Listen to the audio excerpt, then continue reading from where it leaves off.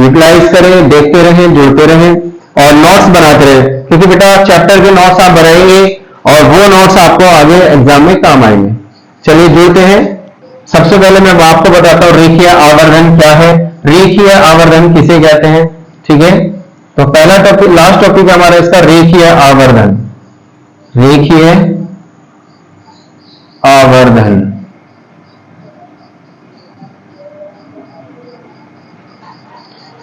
ठीक है बच्चों, तो रेखीय आवर्धन क्या होगा। सब जैसे हम किसी भी दर्पण में, अवतल दर्पण में या उत्तल दर्पण में जब किसी वस्तु को मुख्य अक्ष के ऊपर स्थापित करते हैं, मुख्य अक्ष के ऊपर जब कोई वस्तु रखते हैं तो उस वस्तु का बनने वाला प्रतिबिंब की लंबाई और वस्तु की लंबाई का जो अनुपात होगा वो हमारा रेखीय आवर्धन कहलाता है। चलो लिख लेते हैं बच्चों, वो किसी गोलीय दर्पण के, किसी गोलीय दर्पण के, किसी गोलीय दर्पण के मुख्य अक्ष पर,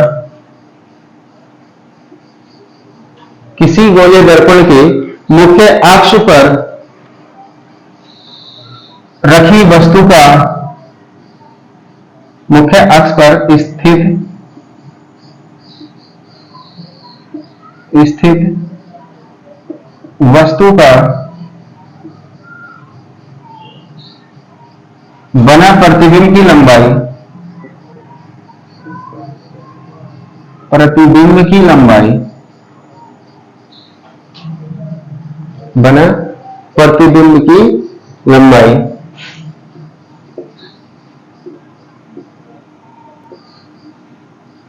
तथा वस्तु की लंबाई, तथा वस्तु की लंबाई के अनुपात को, के अनुपात को रेखीय आवर्धन कहते हैं। रेखीय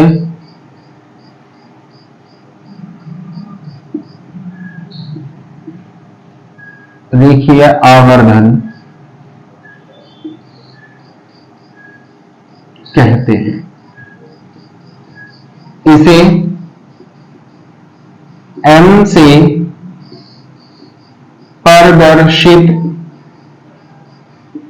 करते हैं, इसे M से प्रदर्शित करते हैं।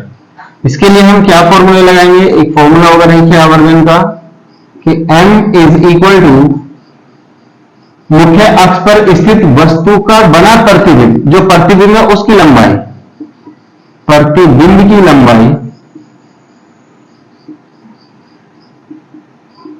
बटे वस्तु की लंबाई, प्रतिबिंब की लंबाई बटे वस्तु की लंबाई, अर्थात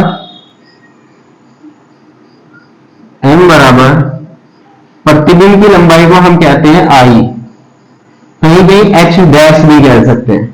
I for image, length of image upon वस्तु की लंबाई O, O for object, object की लंबाई। तो M बराबर I बटे O, जहां I क्या है, जहां I है प्रतिबिंब की लंबाई, प्रतिबिंब की लंबाई, और O क्या है बच्चों, O क्या है हमारी वस्तु की लंबाई, I की लंबाई, वस्तु की लंबाई। ठीक है, तो रेखीय आवर्धन किसी भी गोलीय दर्पण के मुख्य अक्ष पर स्थित वस्तु के बने प्रतिबिंब की लंबाई और वस्तु की लंबाई के अनुपात को हम रेखीय आवर्धन कहते हैं। उसे M से प्रदर्शित करेंगे, M इज इक्वल टू प्रतिबिंब की लंबाई बटे वस्तु की लंबाई, या M is equal to I upon O। I है प्रतिबिंब की लंबाई, O है वस्तु की लंबाई। ठीक है बच्चों, तो हम यहां पर इस रेखीय आवर्धन के हिसाब से हम जो फॉर्मूला बनाएंगे, इससे हम वस्तु की लंबाई, वस्तु के प्रतिबिंब का आकार या उसकी प्रकृति बता सकते हैं। एक नोट हमें इसमें याद रखना है, नोटिस कि यदि m का मान रेखीय आवर्धन का मान 1 के बराबर हो जाएगा, जब रेखीय आवर्धन 1 के बराबर अर्थात वस्तु का लंबाई और प्रतिबिंब की लंबाई अगर बराबर हो जाए तो उस कंडीशन में m का मान 1 होगा, और जब m का मान 1 होगा तो उस कंडीशन में प्रतिबिंब वस्तु के बराबर आकार का बनता है। तो जब m बराबर 1 होगा तो प्रतिबिंब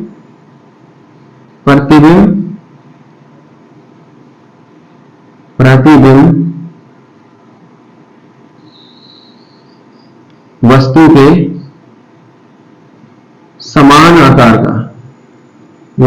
समान आकार का बनता है। ये बात ध्यान रखना आप कि जब m का मान 1 हो जाए तो प्रतिबिंब जो बनेगा वो वस्तु को, जितनी बड़ी वस्तु होगी उतना ही बड़ा हमारा प्रतिबिंब बन जाता है।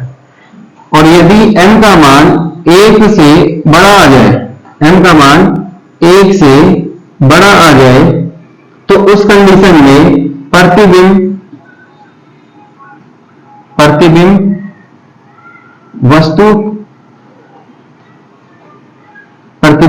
वस्तु के आकार से बड़ा बनता है। प्रतिबिंब का आकार वस्तु से बड़ा बनेगा।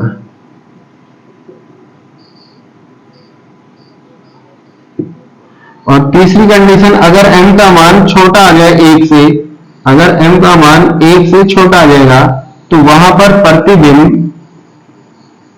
प्रतिबिंब का आकार वस्तु से छोटा बनता है।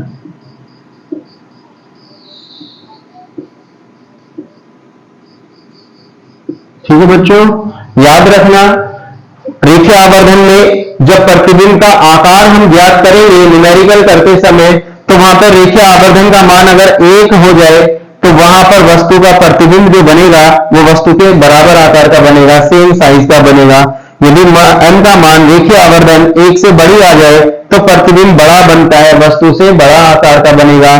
और जब m का मान रेखीय आवर्धन 1 से छोटा हो जाए तो वस्तु का प्रतिबिंब वस्तु से छोटा बनता है। तो ये 3 बातें। इसमें एक पॉइंट और है कि वस्तु का प्रतिबिंब वस्तु सीधा बनता है या उल्टा बनता है, वो कैसे पता करेंगे?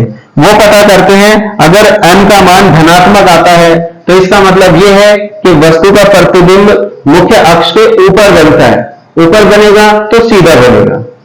अगर वस्तु का प्रतिबिंब इसका रेखीय आवर्धन का मान धनात्मक आएगा तो प्रतिबिंब मुख्य अक्ष के ऊपर बनेगा। इस प्रकार से अगर हमारा ये मुख्य अक्ष है, ठीक है, और v इसका m का मान धनात्मक आएगा तो हमारा मुख्य अक्ष के ऊपर प्रतिबिंब बनेगा। कहीं भी दर्पण के पीछे बने तो वो ऊपर बनेगा, और ऊपर बनेगा तो हमारा सीधा होगा। और जब m का मान नेगेटिव आएगा, m का मान अगर नेगेटिव आ जाए तो इसका मतलब मुख्य अक्ष के नीचे प्रतिबिंब बनता है, वो आपका कैसा होगा बेटा? नेगेटिव, उल्टा प्रतिबिंब बनेगा। यानी मुख्य अक्ष के नीचे प्रतिबिंब बनेगा तो वो उल्टा प्रतिबिंब बनता है। इस चीज का याद रखना, ये हमारा मुख्य अक्ष। और अगर m का मान नेगेटिव आए, नेगेटिव 1 से छोटा आएगा, m का मान 1 से छोटा अर्थात नेगेटिव होगा, तो उस कंडीशन में प्रतिबिंब उल्टा बनेगा, नीचे की बनेगा। ठीक है, नेगेटिव आने पर याद रखना बच्चों। सभी बच्चे इसको नोटबुक में अपना नोट कर ले। इससे आगे बढ़ेंगे, फिर हम अब न्यूमेरिकल करेंगे। ठीक है बच्चों, तो रेखीय आवर्धन m बराबर I बटे O होता है। इसमें एक फॉर्मूला और है m निकालने का, मैं इसको रफ करता हूं नीचे से इसे रफ कर देता हूं, मैं नोट कर लिया होगा। m का जो फॉर्मूला होता है रेखीय आवर्धन बराबर -v/u। v क्या है? v है प्रतिबिंब की दूरी। v क्या है? प्रतिबिंब की दूरी। जहां v क्या है? प्रतिबिंब की दूरी। यानी दर्पण से प्रतिबिंब कितनी दूरी पर बना है उसे हम v कहते हैं। और u क्या है? वस्तु की दूरी। u क्या है? वस्तु की दूरी, यानी वस्तु दर्पण से कितनी दूरी पर रखी है। ये एक फॉर्मूला ये है, एक फॉर्मूला ये है। अगर मैं इन दोनों को एक साथ लिखना चाहूं तो हम ये लिख सकते हैं, किसी दर्पण की रेखीय आवर्धन is equal to minus V upon U is equal to I upon O. ठीक है बच्चों, इस फॉर्मूले का भी हम यूज करेंगे न्यूमेरिकल करते समय, तो आप इसको नोट कर लें। आगे हम बढ़ते हैं, न्यूमेरिकल को लेकर आएंगे आपके सामने, जो बहुत ज्यादा इंपॉर्टेंट है। बोर्ड एग्जाम में अक्सर 5 नंबर का न्यूमेरिकल आता ही आता है इस चैप्टर के अंदर से। तो आप न्यूमेरिकल पे अच्छे से फोकस करें, उनकी लगातार प्रैक्टिस करते रहें। कुछ क्वेश्चंस मैं आपको यहाँ सोल्व कराऊंगा, कुछ क्वेश्चन आपके पास बुक है, साइंस की बुक, उसके अंदर आपको न्यूमेरिकल्स दिए हैं। आप उन न्यूमेरिकल्स को अच्छे से ध्यान देकर उन पर करने की कोशिश करना। जब भी आप यहाँ पर आप सीखेंगे तो आप अपनी बुक के न्यूमेरिकल जरूर कर सकते हैं, ये मेरा आपसे वादा है। और विश्वास भी है, कंटिन्यू बने रहेंगे तो आप कर सकते हैं बच्चों। तो ये आप जुड़े रहें ओमेगा क्लासेस के साथ। हमारे चैनल को लाइक करें, शेयर करें, सब्सक्राइब करें। आपके शेयर करने से, लाइक करने से, सब्सक्राइब करने से बच्चों हमें एनर्जी मिलती है और वास्तव में हम खुश होते हैं। धीरे धीरे हम ग्रो कर रहे हैं, हम आपकी हेल्प से, आपके सपोर्ट से हम ग्रो हो रहे हैं, हमारा चैनल ग्रो हो रहा है। तो आप हमारे चैनल को ग्रो करते रहें, उठाते रहें बच्चों। आपके कोऑपरेशन से, आप सपोर्ट करते हैं, आपके सपोर्ट से ही हम आगे बढ़ सकते हैं। चलिए अब आगे चलते हैं न्यूमेरिकल पोर्शन के लिए, लेकिन उससे पहले आपको एक चीज और सिखा दूं। किसी भी दर्पण में जो आपकी ये दूरियां होती हैं, जो राशियां हैं, प्रतिबिंब की दूरी, वस्तु की दूरी, फोकल लेंथ यानी फोकस दूरी और वक्रता त्रिज्या, इनका चिन्ह परिपाटी का नियम, चिन्ह परिपाटी के अनुसार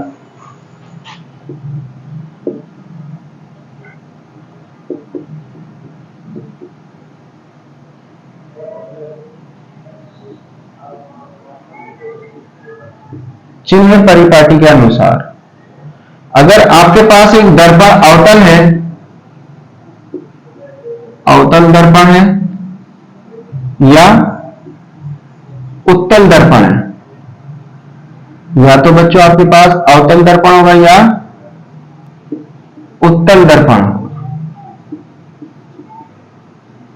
तो अवतल दर्पण में जो दूरियां हैं, चाहे वो फोकस दूरी हो,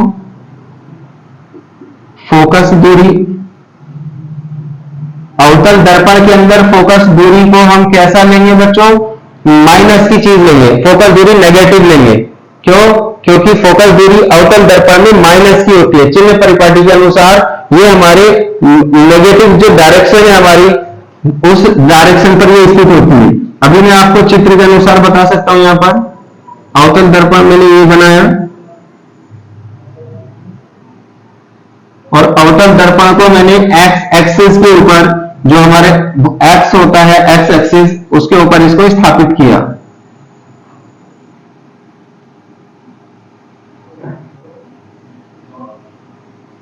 ये एक्स की धनात्मक डायरेक्शन होती है बच्चों, ये एक्स एक्स की ऋणात्मक डायरेक्शन होती है। अब अवतल दर्पण को मैंने एक्स एक्सिस पर सपोज किया कि एक्स एक्सिस पर स्थित है, ये इसका ध्रुव हो गया P। अब हमने यहां पर इसका ये यहां पर हमने माना बस फोकस, यहाँ पे वक्रता केंद्र C, यहां पर होती है इसकी मध्य बिंदु में होता है F फोकस बिंदु, और फोकस बिंदु के बीच की दूरी जो होती है उसे फोकस यानी फोकस दूरी कहते हैं F। तो हम देख रहे हैं कि ये फोकस दूरी हो, चाहे वक्रता त्रिज्या R हो, वक्रता त्रिज्या ये हो गई। यहां हमने कोई वस्तु को स्थापित किया तो ये वस्तु हो गई यहां पर, चाहे ये वस्तु की दूरी हो, सभी काय में होंगे बच्चों नेगेटिव डायरेक्शन में। एक्स अक्ष की माइनस की दिशा में, उल्टे तरफ एक्स अक्ष की नेगेटिव डायरेक्शन में वस्तु स्थापित है, वक्रता केंद्र है, फोकल लेंथ, फोकस बिंदु है, फोकस दूरी है, और प्रतिबिंब भी अगर हमारा दर्पण के सामने बनेगा तो वो भी माइनस का होगा, और दर्पण के पीछे बनेगा तो धनात्मक हो जाता है। तो याद रखना, अवतल दर्पण में फोकस दूरी को हम माइनस का लेंगे न्यूमेरिकल करते समय, और फोकस दूरी एक होती है वस्तु की दूरी, वस्तु की दूरी, वस्तु की दूरी को हम u से प्रेजेंट करेंगे, और u को भी हम माइनस का लेंगे। एक होती है प्रतिबिंब की दूरी, एक होती है प्रतिबिंब की दूरी। प्रतिबिंब की दूरी को v से लिखते हैं बच्चों, v भी माइनस का लेंगे। एक होती है वक्रता त्रिज्या, एक होती है वक्रता त्रिज्या, एक होती है वक्रता त्रिज्या r, और वो भी हमारा कैसा होगा, माइनस का होगा, क्योंकि r भी हमारे दर्पण के सामने स्थित है, दर्पण के खुले हुए हिस्से में, और फोकस दूरी भी, वक्रता त्रिज्या भी, और वस्तु की दूरी भी सभी कहां है बच्चों, अवतल दर्पण में, सभी दर्पण के सामने स्थित है, इसलिए सभी दूरियां माइनस की होती है अवतल दर्पण में। और उत्तल दर्पण में फोकस दूरी पॉजिटिव हो जाएगी। कैसी हो जाएगी बच्चों, फोकस दूरी धनात्मक होगी। आप न्यूमेरिकल करेंगे तो अगर दर्पण उत्तल होगा तो वहां पर हमें इसको धनात्मक लेना पड़ेगा।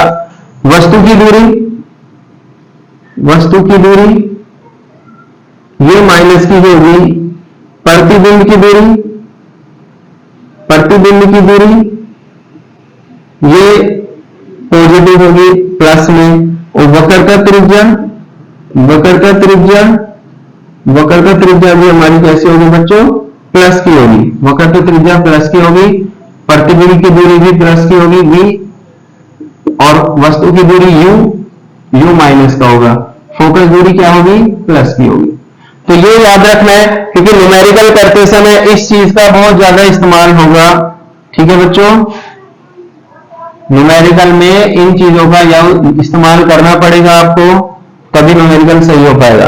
अवतल दर्पण में फोकस दूरी, वस्तु की दूरी, प्रतिबिंब की दूरी, वक्रता त्रिज्या सभी माइनस की होंगी। उत्तल दर्पण में ये सभी प्लस की होंगी, केवल u को छोड़कर। u दोनों स्थिति में माइनस की दिशा में रखा जाता है। ठीक है बच्चों, अब हम आपको न्यूमेरिकल के साथ जोड़ेंगे। आप न्यूमेरिकल कैसे करेंगे इस टॉपिक के ऊपर, क्योंकि अभी मैंने कल की क्लास में आपको बताया था कि फोकस दूरी का फॉर्मूला क्या होता है, 1/f बराबर 1/v प्लस 1/u। इस फॉर्मूले से न्यूमेरिकल करेंगे अब हम, और न्यूमेरिकल करते समय इन चीजों का, इन बातों का हमें ख्याल रखना है। ठीक है बच्चों, अभी हम न्यूमेरिकल की तरफ लेकर चलते हैं। जुड़े रहिए, बने रहिए, और जो नोट कर रहे हैं आप उसको कंटिन्यू नोट करते रहे लेक्चर को। ये आपके आगे आने वाले बोर्ड एग्जाम में बहुत ज्यादा हेल्प करेगा बच्चों। चलिए पहला न्यूमेरिकल, क्वेश्चन नंबर 1, अच्छे से देखना बच्चों न्यूमेरिकल।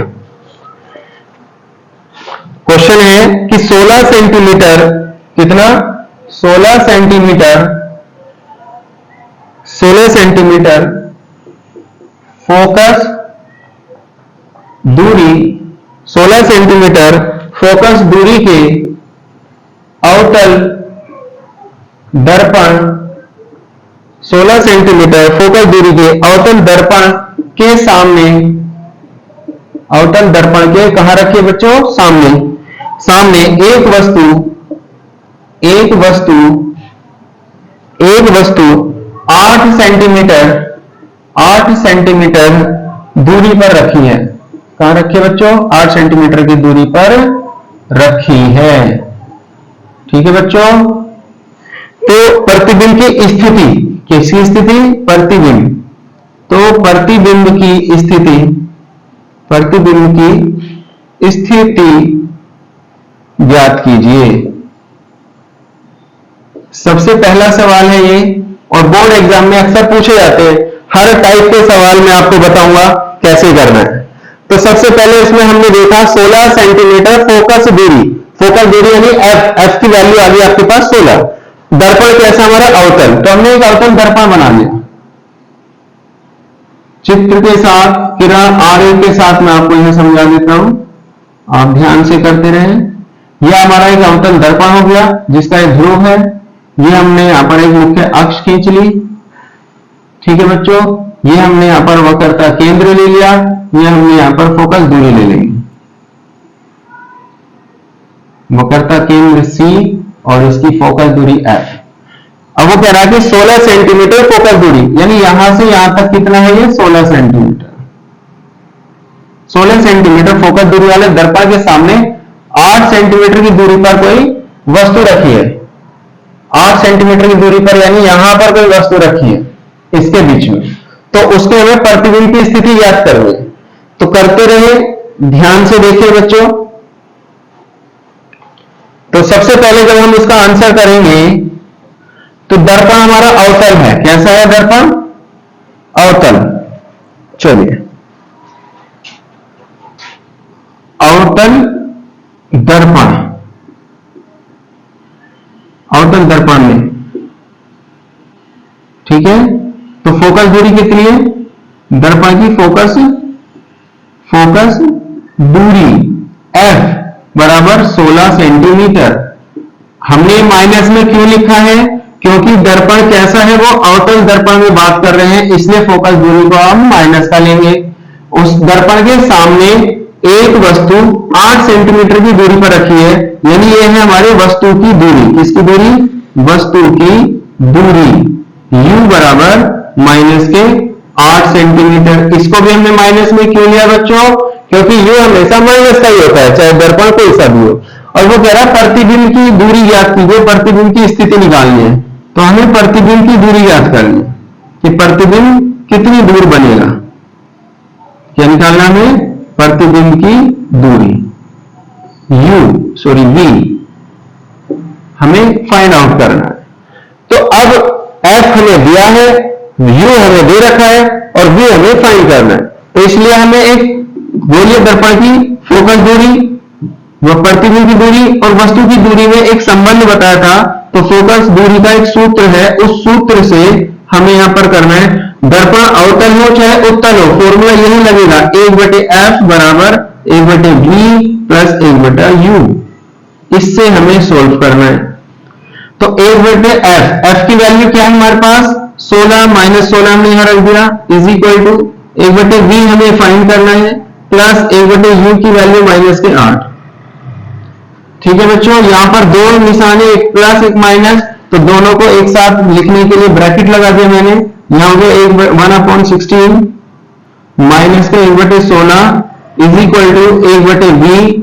प्लस की माइनस में मल्टीप्लाई हो रही है, तो यहां पर माइनस का साइन आएगा, 1/8 हो गया। अब जो संख्या है, जो नंबर है, नंबर को नंबर की तरफ उठा के लाएंगे बच्चों। इस 1/8 को जब इधर हम शिफ्ट करेंगे, मूव करेंगे, तो साइन नेगेटिव से पॉजिटिव हो जाएगा, अर्थात माइनस का 1/16 प्लस 1/8 हो गया, इज इक्वल टू 1/b। अब 8 का और 16 का एलसीएम लेंगे, तो आप जानते हो एलसीएम कितना होगा। क्योंकि 16 जो है बेटा 8 के टेबल में आता है और 16 के टेबल में आता है, यानी 16 को 8 इजीली डिवाइड कर सकता है। तो हमारा जो एलसीएम आएगा वो 16 आएगा। 8 का पढ़ा 16 को 2 बार काटा, 8 दूनी 16 है, यानी 16 हमारा एलसीएम है, क्योंकि 16 8 से पूरा कट जा रहा है। अब 16 को भाग करेंगे, 16 ने 16 को एक बार काटा, तो एक के ऊपर अंश में गुणा कर देंगे, तो एक एकम 1 हो गया, प्लस 8 से 16 कितनी बार कटेंगे बच्चों? 2 बार, 8 दूनी 16, इस 8 ने इस 16 को 2 बार काटा, उस 2 की गुणा करेंगे हम ऊपर, 2 एकम 2 इज इक्वल टू 1/b। अब इस 2 में से 1 को घटाएंगे, 1/16 बचा बराबर 1/b। तो यहां से b हमें निकल के कितना आ गया? प्लस का 16। b कितना आ गया हमारा? 16 सेंटीमीटर। ठीक है बच्चों, तो यहां पर हम अब आपको बता सकते हैं कि वस्तु अगर 8 सेंटीमीटर दूर रखी है दर्पण के सामने, तो प्रतिबिंब 16 सेंटीमीटर दूर बनेगा दर्पण के पीछे। और कैसा बनेगा? आभासी। हम इसको कह सकते हैं कि प्रतिबिंब की स्थिति और प्रतिबिंब का प्रकृति बताइए। तो प्रतिबिंब की प्रकृति की अगर मैं बात करूं, चूंकि b का मान प्लस में आया है और प्लस जो होता है वो आभासी को प्रदर्शित करता है, तो हम यहां कह सकते हैं कि वस्तु का प्रतिबिंब 16 सेंटीमीटर दूर आभासी बनेगा दर्पण के पीछे। अर्थात हम यहां लिख सकते हैं प्रतिबिंब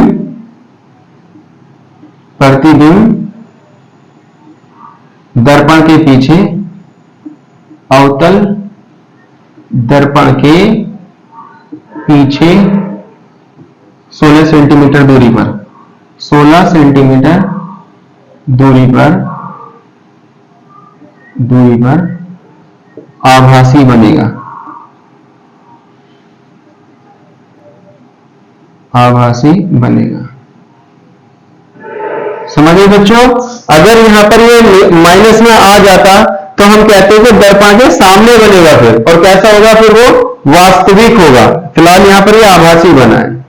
बात समझ में आई बच्चों? ये हमारा पहला क्वेश्चन अच्छे से समझ में आ गया होगा कि अगर 16 सेंटीमीटर की फोकस दूरी के अवतल दर्पण के सामने एक वस्तु 8 सेंटीमीटर दूरी पर रखी है तो उसका प्रतिबिंब ज्ञात कीजिए। प्रतिबिंब की स्थिति कहां पर बन रहा है? तो हमने सिंपली जो वैल्यूज दी है उनको पहले मेंशन किया। यहाँ पर अवतल दर्पण में फोकस दूरी माइनस की 16 हो गई, वस्तु की दूरी माइनस की 8 हो गई, प्रतिबिंब की दूरी हमें ज्ञात करना है। तो फॉर्मूला लगाया हमने 1/f is equal to 1/v plus 1/u से f की जगह f का मान रखा -16, v की जगह v रखा, u की जगह -8।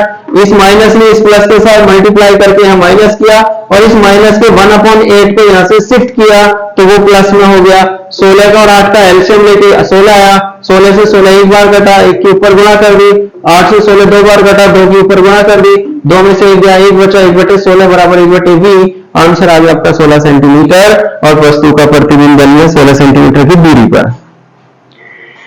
चलिए नेक्स्ट क्वेश्चन आपके सामने, इसको मैं रफ कर देता हूं। बस आपसे यही मुझे उम्मीद है और यही मैं चाहता भी हूं कि आप हमारे चैनल को लाइक करें, शेयर करें, सब्सक्राइब करें। जिन बच्चों ने अभी शेयर लाइक नहीं किया है, शेयर नहीं किया है, सब्सक्राइब नहीं किया है, वो सब्सक्राइब करें, क्योंकि आपको अगली वीडियो तभी आप तक पहुंच पाएगी जब आप हमारे चैनल को सब्सक्राइब कर देंगे। ठीक है बच्चों, तो चैनल के साथ जुड़े रहें और पढ़ते रहें, मजे में पढ़ते रहें। आसान भाषा में आपके सामने हर चीज सामने आ रही है, ऐसे बहुत सिंपल भाषा में आपके सामने पढ़ाई जा रही है। आप साइंस के नोट्स बनाए रखें, तैयार करते रहें। अगला क्वेश्चन होगा हमारा क्वेश्चन नंबर 2। यदि कोई वस्तु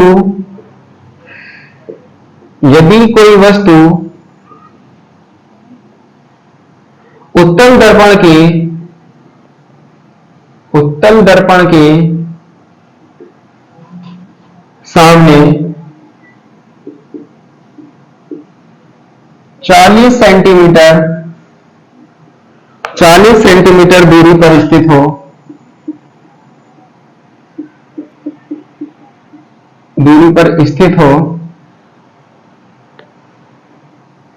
जिसका प्रतिबिंब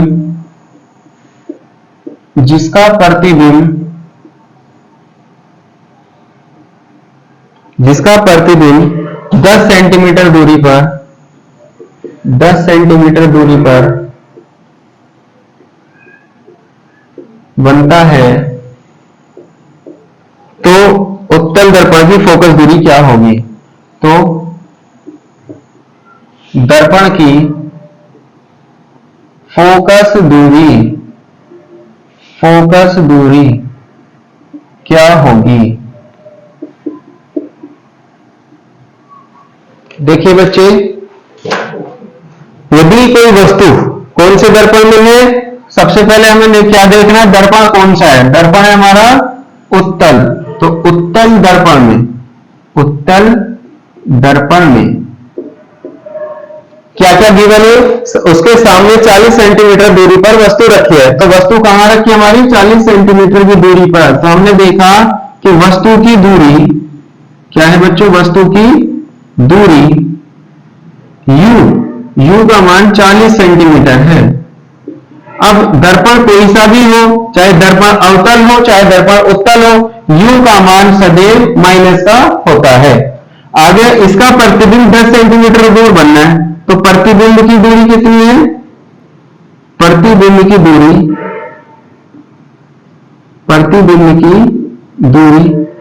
v बराबर -10 सेंटीमीटर। ये हमने प्लस का लिया है, क्यों? क्योंकि दर्पण हमारा उत्तल और उत्तल में v प्लस का होता है। फाइंड क्या करना है? फोकस दूरी। क्या फाइंड करना है? फोकस दूरी, f निकालना है। तो फॉर्मूला लगा लीजिए, पिछली बार हमने v निकाला था, इस बार हम f निकाल दें, तो कोई भी दिक्कत नहीं, फॉर्मूला एक ही है, 1/f बराबर 1/v प्लस 1/u। तो 1/v, v की जगह कितना रखना है बच्चों? 10 प्लस 1/u, u की जगह कितना रखना है? 40, और दो निशान प्लस माइनस एक साथ है तो ब्रैकेट लगाया, 1/10 प्लस माइनस माइनस 1/40, दोनों का ले लो एलसीएम। एलसीएम लेंगे तो 10 का और 40 का आएगा 40। 10 में 40 को 4 बार काटा, ऊपर करेंगे 4, 10 चौक 40, 4 के ऊपर 1 में 4 एकम 4, 40 से 40 एक बार 1 एकम 1, तो ये हो गया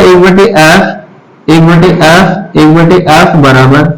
अब हमने देखा 1/f बराबर आ गया 3/40, क्योंकि 4 में से 1 निकालेंगे तो 3 बचेगा।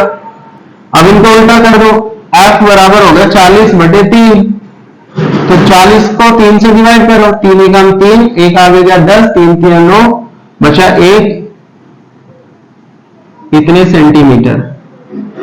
तो फोकस दूरी कितनी होगी बच्चों? 13 से ही 1/3 सेंटीमीटर, और प्लस में आई है क्योंकि दर्पण हमारा उत्तल है, इसलिए ऑटोमेटिक अपने आप ही क्या में आएगी? प्लस में आई है। आई बात समझ में? ये आपका सेकंड क्वेश्चन है, सेकंड टाइप क्वेश्चन है। पहले में हमने v निकाला था, इसमें हमने f निकाला है।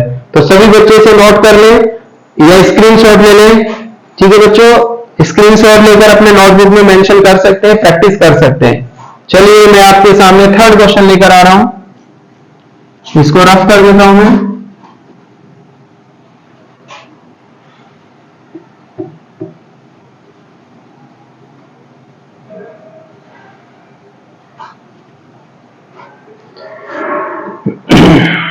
क्वेश्चन नंबर 3 आपके सामने।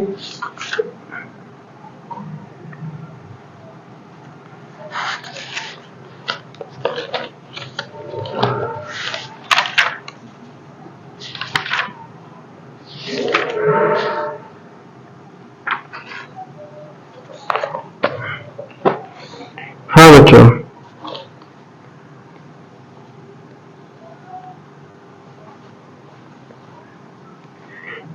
क्वेश्चन नंबर 3,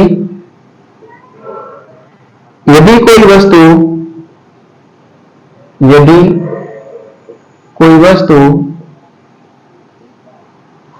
15 सेंटीमीटर वक्रता त्रिज्या के अवतल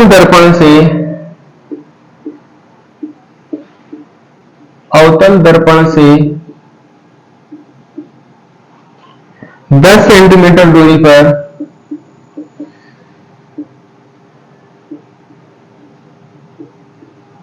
रखी हो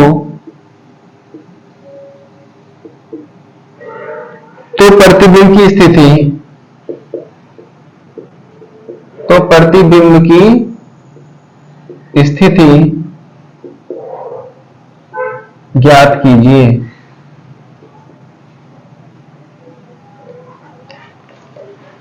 चलिए देखते हैं बच्चों, यदि कोई वस्तु 15 सेंटीमीटर वक्रता त्रिज्या, इस बार हमें वक्रता त्रिज्या दी है, अब कौन से दर्पण की? अवतल दर्पण की। तो पहले क्वेश्चन में हमने देखा, हमने प्रतिबिंब निकाला, दूसरे क्वेश्चन में फोकस दूरी निकाली, तीसरे क्वेश्चन में हमें प्रतिबिंब निकालना है लेकिन वक्रता त्रिज्या दी है, तब हम निकालेंगे। तो आंसर करते हैं बच्चों। सबसे पहले देखो कि दर्पण कौन सा है। दर्पण कौन सा? हमारा अवतल दर्पण। तो हमने यहां लिखा दर्पण है हमारे पास अवतल दर्पण। अब इस दर्पण में गिवन है वक्रता त्रिज्या, अवतल दर्पण की वक्रता त्रिज्या कैसे लिखते हैं बच्चों? r से। r है हमारे पास 15 सेंटीमीटर। अब ये प्लस का होगा या माइनस का? क्योंकि मैंने चिन्ह परिपाटी नियम आपको बताया, अवतल दर्पण में कोई सी भी दूरी हो, चाहे वक्रता त्रिज्या, फोकस दूरी, प्रतिबिंब की दूरी, वस्तु की दूरी, सभी माइनस की होती है, तो आपको यहाँ माइनस का 15 लेना पड़ेगा। आगे वो कह रहा है कि कोई वस्तु अवतल दर्पण से 10 सेंटीमीटर दूर रखी है, तो ये हमारी वस्तु की दूरी। किसकी दूरी? वस्तु की दूरी u होता है, u बराबर माइनस का 10 सेंटीमीटर। इसको भी हम माइनस में लेते हैं, और ज्ञात करना में प्रतिबिंब की दूरी को निकालना है। ठीक है बच्चों, प्रतिबिंब की दूरी।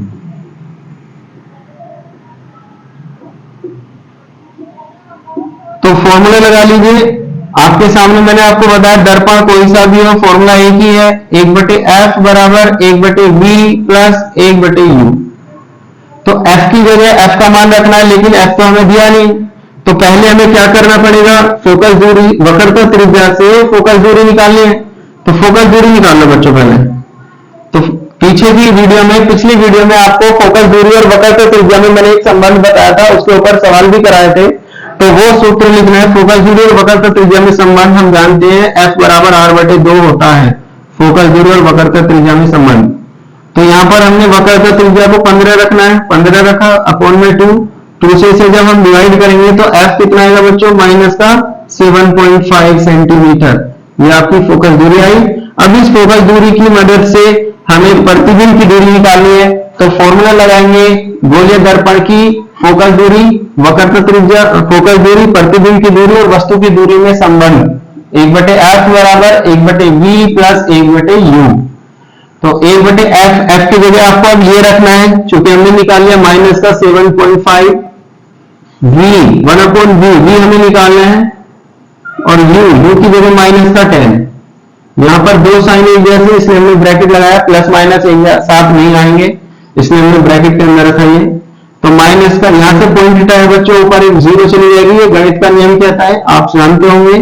तो 10/75 हो गया ये, इज इक्वल टू 1/v और माइनस 1/10, प्लस की मल्टीप्लाई माइनस में करेंगे 1/10।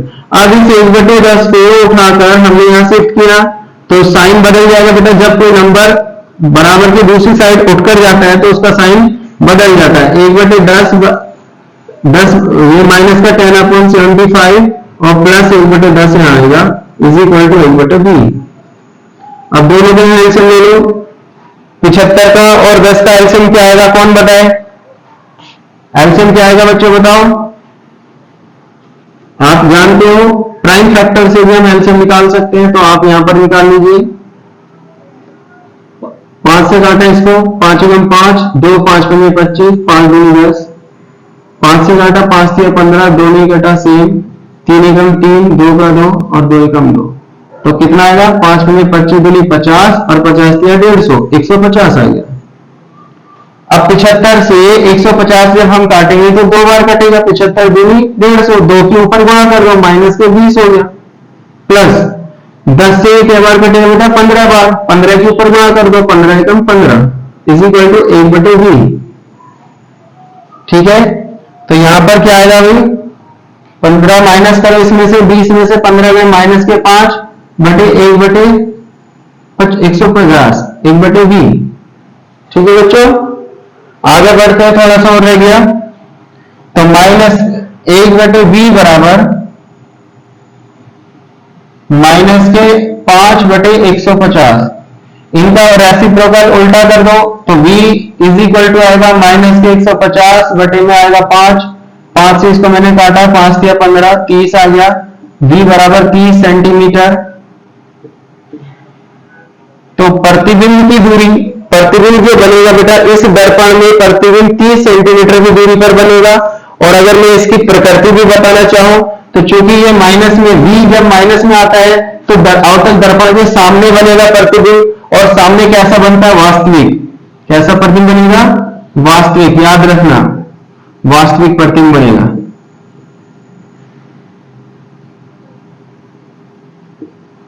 यानी जब वस्तु को 10 अवतल दर्पण से 10 सेंटीमीटर दूर रखते हैं, जिसकी वक्रता त्रिज्या 15 है, तो वो प्रतिबिंब जो बनेगा अवतल दर्पण के सामने 30 सेंटीमीटर दूरी पर बनेगा और वो वास्तविक प्रतिबिंब होगा।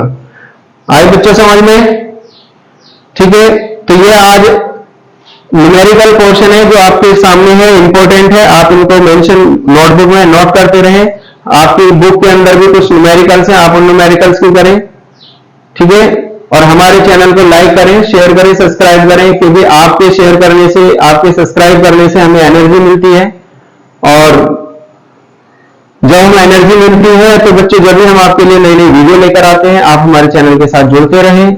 ठीक है, इन न्यूमेरिकल को करें, प्रैक्टिस करें, कल की वीडियो में ये चैप्टर कंप्लीट हो जाएगा। जय हिंद, जय भारत।